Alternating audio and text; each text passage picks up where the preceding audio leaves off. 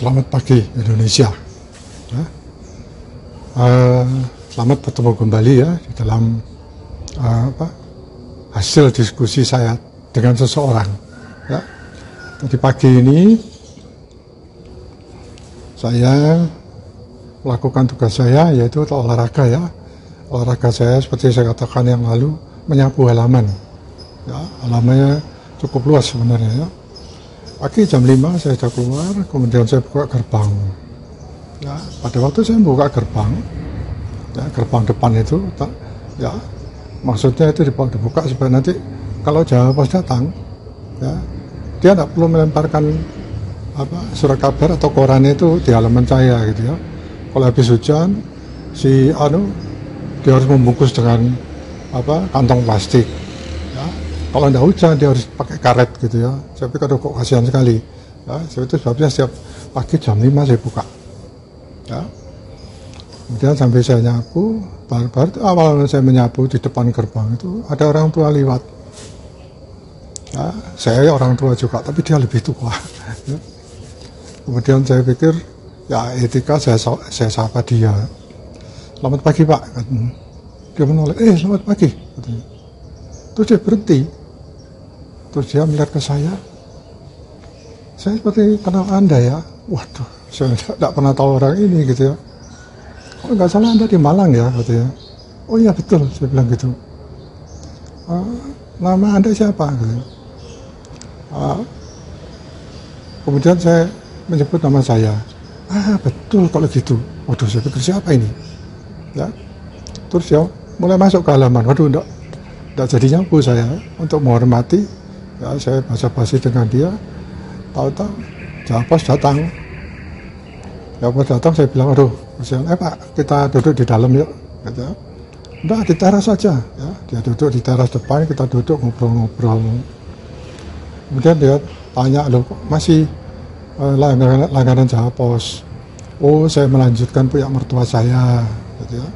Jadi lumayan untuk baca-baca, ya bagus. Terus dia katakan, tapi saya tidak suka. Ya, bukan tidak suka sama surat kabarnya.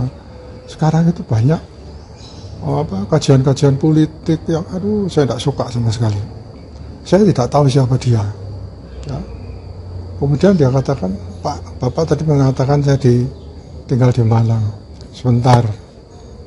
Kalau beliau ngomong dari nama Anda, saya tahu Anda itu anaknya polisi ya. Oh betul, saya bilang. Ya, terus dia katakan, Bapak Anda itu senior saya. Ya, saya dokter di polisi. Saya lihat wajahnya, ingat saya. Oh Pak ini, itu saya sebutkan Bapak Anda. Iya betul. Jadi saya dengan dia beda. Dia sekitar 80 berapa ya? Mungkin 84, saya tidak berani tanya gitu ya. Tapi saya tahu betul pada waktu saya masih kecil, dia saya dokter, ya bukan kecil lah, SMP mungkin SMA, ya, terlihat, saya bilang, saya ingat Bapak, gitu ya. Kemudian saya tanya, loh, sekarang pindah ke sini toh, di kota kita ini. Oh enggak, saya mengunjungi anak saya, gitu ya. Terus kemudian sepintas dia melihat di Jawa Pos gitu ya. Kemudian yang terlihat itu ini, ya. yang terlihat ini, ya. Ini sangat menarik ya. Jadi 10 kandidat ya, ini dituliskan AHY masuk bursa 10 nama Bacawa Pres Ganjar. Ya. Dia melihat, loh ini kan cucunya Sarwo Edi. Saya bilang, oh betul-betul, saya tahu sejarahnya. Ya. Wah, ini aneh sekali ya.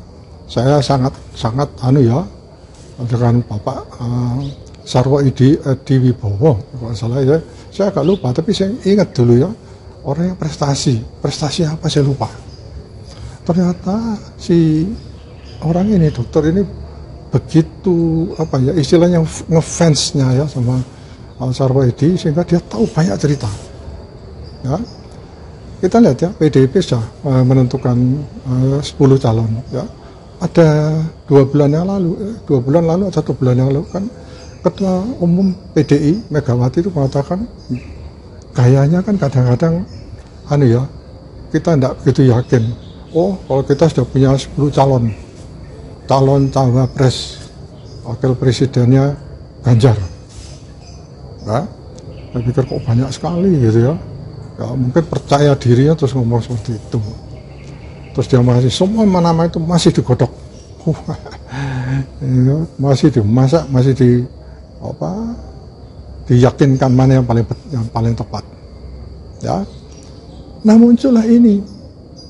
Loh kok muncul nama Agus Harimurti Yudhoyono. Ya. Kemudian saya pikir wah ini ya, tetapi saya tidak ingin membahas mengenai itu. Saya sudah mendengar beberapa komentar ya tetapi coba saya ingin melihat ada komentar yang akan saya sampaikan kan itu komentar di bapak yang saya ketemu pagi ini. Ya, dia bilang wah ya, ini cocok nih.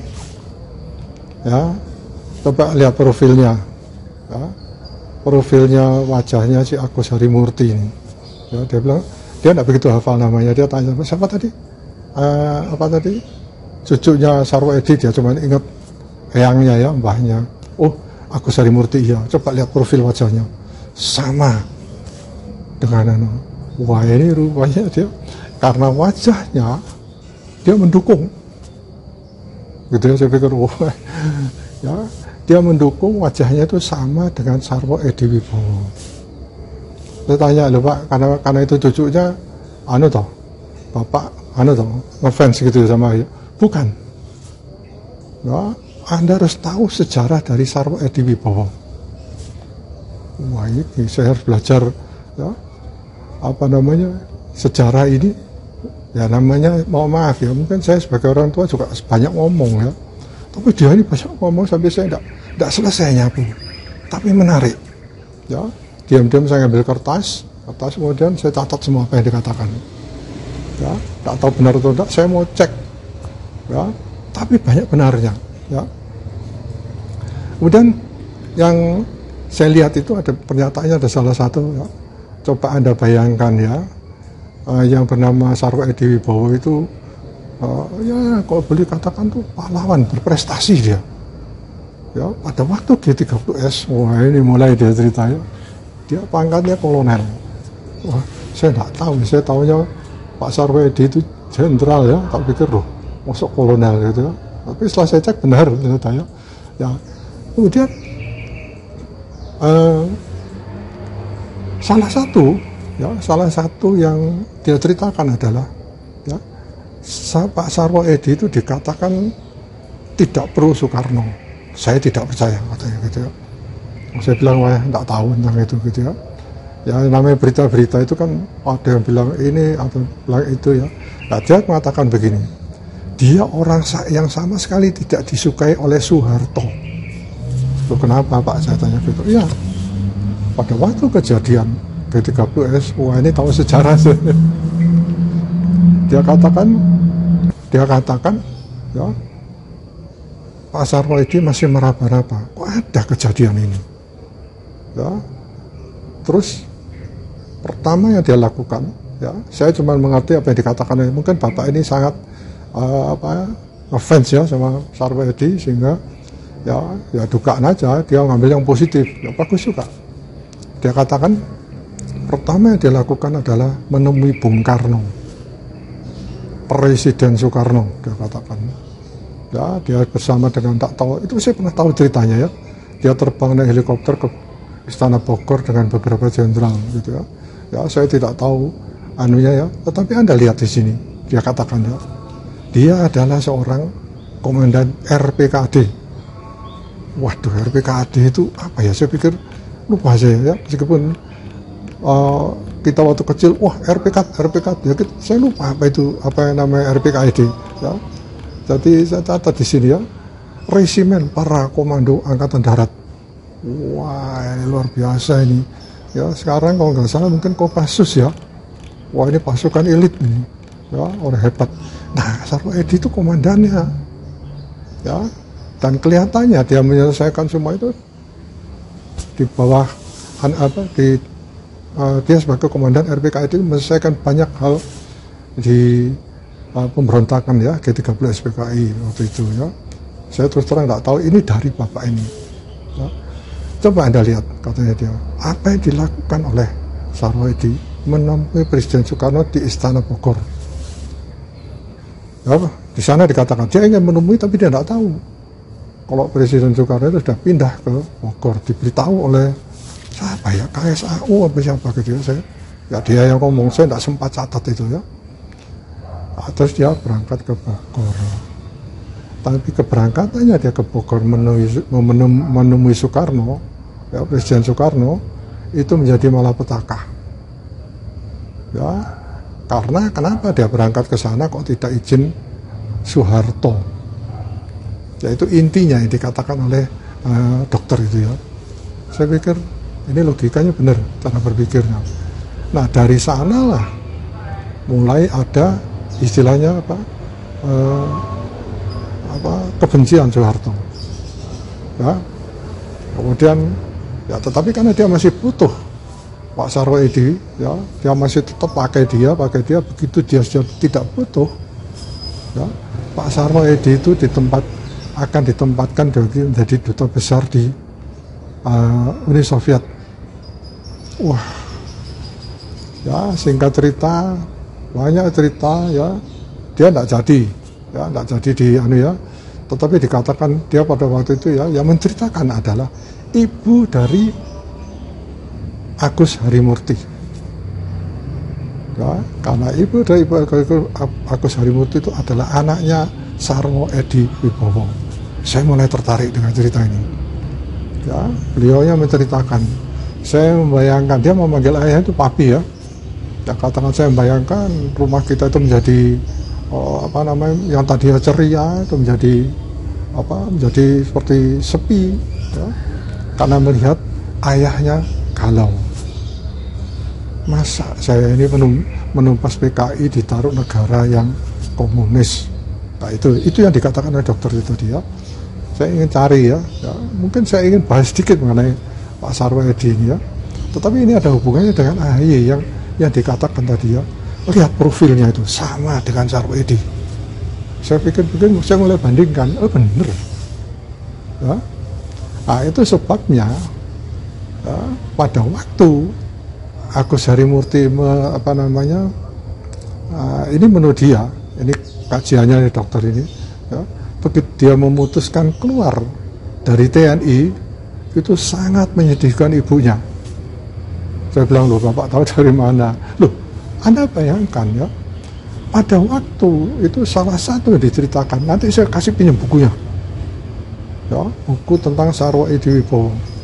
Ya, di sana ada, saya tidak tahu apa yang dia, ada pernyataan dari Ibu Ani, ya, sampai itu ya, Ani, pokoknya ibunya AHY ya, Ani Yudhoyono ya, dia katakan, saya melihat wajah papi yang sangat galau. Bagaimana dia harus meninggalkan TNI, ya, sebagai karirnya dia, ya, hanya untuk menjadi duta besar. Bayangan keluarga Pak Edi, keluarga Ibu Ani, ya, keluarga Sarwoedi Wibowo ini itu sangat-sangat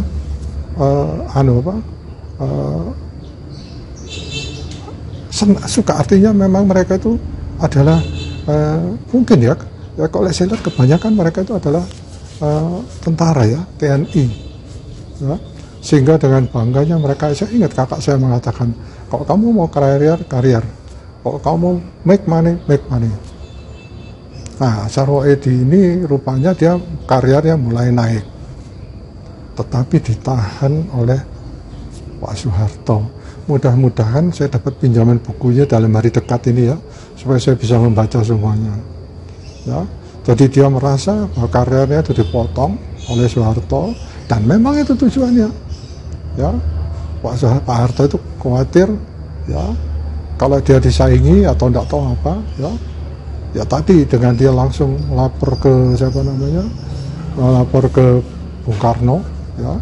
Tapi katanya tidak melapor, ingin menanyakan itu sebenarnya. Tapi dia langsung ketemu. Ya, dia tidak izin ke Soeharto. Itu kuncinya. Nah kita lihat ya, satu. Ya, dia seorang karier, ya, tetapi diputus menjadi duta besar. Ya, meskipun tidak jadi, kemudian dia dibuang ke Papua. Oh, ini saya cerita yang ingat dari Pak Dokter ini ya. Dia dibuang ke Papua, pada daerah itu sangat-sangat pada waktu itu sangat rawan. Ya, oke, itu secara singkat. Nah, sekarang pertanyaannya, mengapa PDI memasukkan dia ke cawapres? Menurut si dokter ini adalah, ya karena ingat itu, Sarwo Edi tidak mau mikir kemana-mana. Dia pertama ketemu presiden saya adalah Bung Karno. Nah, itu mungkin diingat-ingat oleh PDI. Ya, dan masih banyak. Dokter ini juga tanya, you tahu nggak Agus Harimurti ini? Oh, saya banyak tahu ya, karena kebetulan posting saya kemarin banyak nge-search mengenai Agus Harimurti ini. Gimana dia? Oh, dia hebat ya, menurut saya, karena dia mengambil master khusus mengenai strategi. Nah, itu dia bilang gitu. Dia juga mengambil master dalam hal kepemimpinan, leadership. Itu yang saya tahu. Dan dua-duanya lulus cum laude. Nah, itu sebabnya dia dipilih oleh PDIP. Ya, terus kemudian Anda lihat, yang namanya Ganjar itu umurnya 50-an. Sedangkan yang namanya Agus Harimurti itu 40-an. Saya pikir ada apa hubungannya? Saya pikir gitu ya. Tuh, jangan mikir begitu. Ya, kalau itu ada Pak Ganjar, mungkin dia kalau kedua sudah terlalu tua. Tapi yang namanya Agus Harimurti ini, nah ini disiapkan untuk, ingat loh, anunya Pak Jokowi itu keberlanjutan. Nah, si AHY ini yang tepat ini umurnya, ya, supaya dia nanti begitu selesai, dia masukkan jadi presiden. Saya pikir orang ini enak ya ngomongnya ya, tapi masuk akal sebenarnya. Ya, tapi setelah saya cek, sebenarnya yang dibicarakan dia adalah AHY itu masih masuk generasi Y, 40 tahun. Sedangkan Ganjar itu masuk generasi X. Wah, ini ingat ya, diskusi kita mengenai Gen Z, Gen Y dan Gen X dan Baby Boomers. Saya pikir masuk akal juga ini ya. Terus saya bilang, tapi tidak bisa. AHY itu Partai Demokrat. Oh, seharusnya jangan mikir itu. Biarkan aja Demokrat itu kumpul siapa itu? Koalisinya katanya gitu. Oh, ya koalisinya dari PKS dan Nasdem, biar aja. Tapi AHY cawapres. Loh, tapi dia sudah diusulkan di sana, belum diputuskan katanya. Itu ada anaknya lagi, itu adiknya itu siapa itu namanya itu? Oh, saya bilang Edi Baskoro. Ya, itu yang katanya Pak Gibran dia ngefans. Itu aja suruh jadi wakilnya Anies Baswedan. Saya pikir enak banget orang ini ngomongnya gitu. Tapi masuk akal. Saya bilang, biasanya orang-orang dipilih itu kan dari koalisi. Coba mana korannya, dia lihat korannya, dia tunjuk Erik, ini partai apa? Saya pikir, oh iya partai apa ya? Terus dia tunjuk Pak Mahfud, ini partai apa? Saya mikir, bukan partai. Makanya jangan bilang AHY itu Partai Demokrat, cepat alihkan anunya, ketua partainya itu ke adiknya. Adiknya kan juga pintar, orang DPR. Tahu dia, itu ngomong, berapi-api orang ini. Ya. Dari sana lah saya pikir, ya kajiannya benar. Ya. Pertama PDIP merasa bahwa dia adalah cucu dari Sarwo Edi yang dalam hal ini, ya etika, disiplinnya dan pengetahuannya menghormati pimpinan itu ada. Ya, dan kebetulan pimpinannya adalah Presiden Soekarno yang notabene adalah ayah dari Ibu Megawati. Ya, saya kira cocok ini. Ya, katanya gitu ya. Saya bilang, wah ya ini Kalau mau disiapkan, milenial ini tepat ini. Saya bilang sama Pak itu, Pak, apa bisa 2045 itu kita menjadi, oh bisa, ini paling tepat ini. Saya kira PDIP tepat sekali memilih ini. Terus saya mancing, kalau misalnya ternyata AHY tidak dipilih, gimana? Ya tidak apa-apa. Coba Anda lihat caranya Jokowi itu. Orang yang berjasa kepada misalnya pada koalisi ini, ya, dia berjasa bersedia menjadi cawapres, ternyata tidak jadi, paling tidak menteri. Waduh, kalau biar tidak lakukan, waduh, saya dimarah-marahi gitu. Itulah ada latihan dari Agus Harimurti untuk menjadi pimpinan. Kalau cuman ketua partai terus, dia tidak tahu mau ngelola pemerintah, katanya gitu. Waduh, betul juga saya pikir. Ya, kalau dia masuk sedikitnya menteri, dia tahu. Ya, polisi dari presidennya apa? Oh, itu kata-katanya ya. Terus kemudian dia bisa belajar dari sana. Kalau tidak seperti ini, terus saya bilang, lo kan bisa belajar kalau dia nanti Anies menang. Terus dia katakan, yakin kamu Anies menang, katanya. Ya tidak tahu. Wah, itu judi itu. Ya, kalau jadi cawapres Anies itu judi. Ya. Loh, kalau cawapresnya PD bukan judi, tapi judi yang menguntungkan. Ya. Kita tidak bisa menang 100%, mendapatkan 100%, paling tidak 90%, jadi menteri. Saya bilang, wah, ya, ini bagus juga ya. Coba saya lihat ya, itu saya sampaikan semua ya. Nah, terus ya itu dia katakan sebentar. Saya pengen tahu ya, karena saya katakan sama dia, tadi Bapak mengatakan kolonel, terus kadang-kadang jenderal. Pangkatnya apa sih Pak Sarwo? Loh, wah, Anda itu kurang baca katanya gitu. Jadi Pak Sarwo Edi Wibowo itu ya, kemampuannya itu setara dengan jenderal, sehingga dia diberikan semacam kehormatan, pangkat kehormatan. Ya, jenderal itu pangkat ya mungkin ya, pangkat kehormatan karena kemampuannya dia itu jenderal. Oh gitu ya. Nah saya lupa tanya, yang memberi itu siapa? Gitu ya. Yang memberi gelar atau memberi pangkat jenderal itu siapa? Ya. Saya mencari ya. Oh ini pendapat dari itu ya. Ya, saya sampai khusus coba gimana itu ya. Hafal dia mengatakan ya. Aku bisa merasakan betapa hati papi. Ya. Dibuat luruh ketika, saya bilang kok luruh ya, itu istilahnya dia ketika dia harus melepaskan seragam militernya dan menjadi seorang duta besar. Kebanggaan itu jadi tentara ya. Dan saya tahu betul bahwa bertanggung jawab sekali ya. Saya dulu karena masih SMP mungkin ya pada waktu itu ya, saya mendengar banyak cerita itu tapi saya tidak tahu ya. Nah sekarang dikatakan tadi ya, biarkan aja Partai Demokrat di KPP itu koalisi perubahan ya. Mungkin cawapresnya bisa dialihkan ke Edi Baskoro. jangan lewatkan tawaran PDIP ini ya. Terus saya bilang apa PDIP ini cuma main-main gitu ya, supaya dia, oh saya kira enggak, partai setaraf PDIP tidak bermain-main tentang itu ya.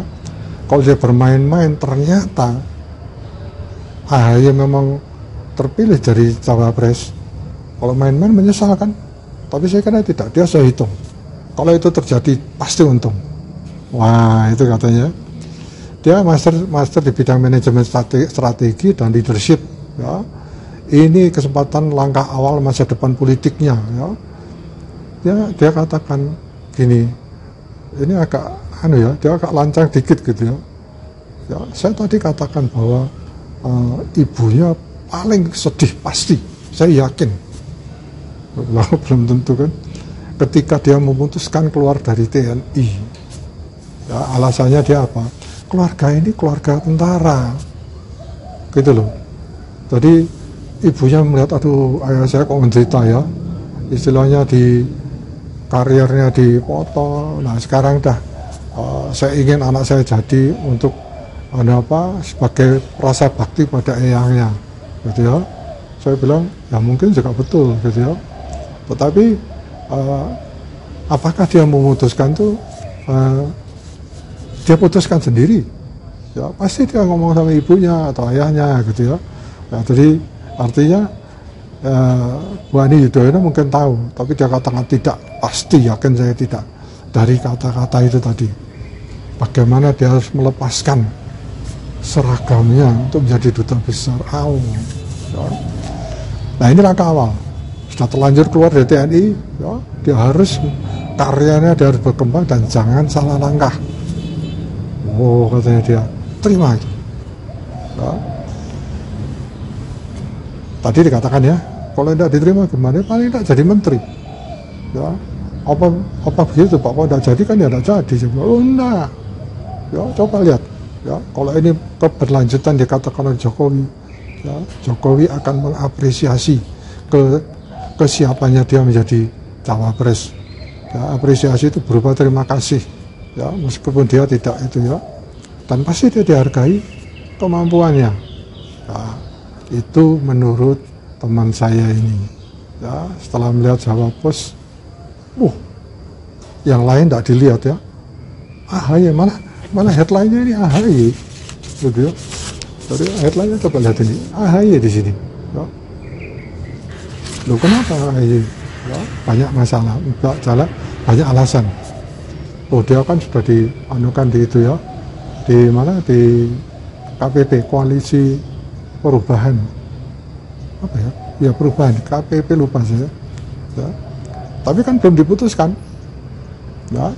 Makanya cepat-cepat masukkan aja ke sini ya, karena rupanya seperti yang saya sampaikan, AHY itu kan menarik juga ya, menarik dalam arti kemampuannya ya, jadi kemampuannya dalam arti pendidikannya ya, sehingga orang kan ingin sekali mendapatkan dia sebagai calon wakil presiden ya, dan saya kira masih banyak ya.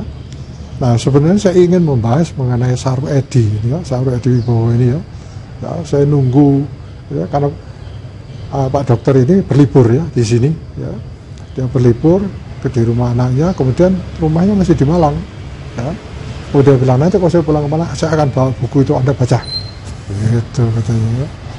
Nah itu saya kira ada apa kajian dari Pak Dokter ini tadi ya. Bagaimana dia mendukung sekali kalau AHY itu menjadi cawapres Pak Ganjar. Ya. Saya kira demikian ya. Ya, selamat pagi Indonesia. Ya. Kita sukseskan pemilu 2024.